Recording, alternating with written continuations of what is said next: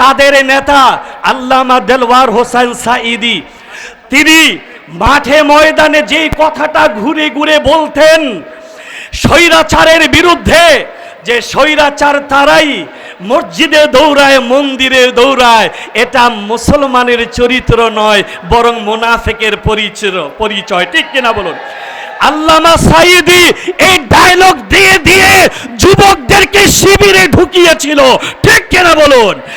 আজকে তাদের সেই দলের মানুষগুলো কখনো মসজিদে দৌড়ায়, কখনো মন্দিরে দৌড়ায়। তার উদ্দেশ্যে মসজিদে দৌড়াচ্ছে সাধারণ মুসলমানকে ধোঁকা দিতে, মন্দিরে দৌড়াচ্ছে হিন্দুদেরকে ধোঁকা দেওয়ার জন্য। আল্লাহ পাক তাদের ধোঁকাবাজি থেকে আমাকে আপনাকে জাতিকে যেন হেফাজত করেন। পারবে না, এর একটি চারিত্রিক সার্টিফিকেট দেওয়া হয়। সেটা কে দেয়? থানার ক্ষুদ্র একটা দারোগা।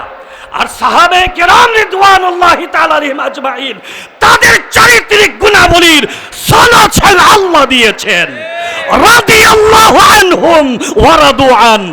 আল্লাহ তাদের উপরে রাজি খুশি, তারা আল্লাহর উপরে রাজি খুশি। সুবহানাল্লাহ, সুবহানাল্লাহ।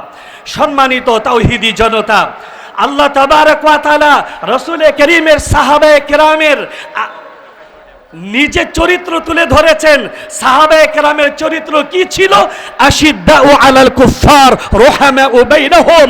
নবী করিম সাল্লাল্লাহু আলাইহি ওয়াসাল্লামের সাহাবায়ে কেরাম কাফেরদের ব্যাপারে ছিলেন অত্যন্ত কঠিন, নিজেদের মধ্যে ছিলেন পুষ্পের মতো কোমল। সুবহানাল্লাহ। এটি হচ্ছে সাহাবায়ে কেরামের চরিত্র।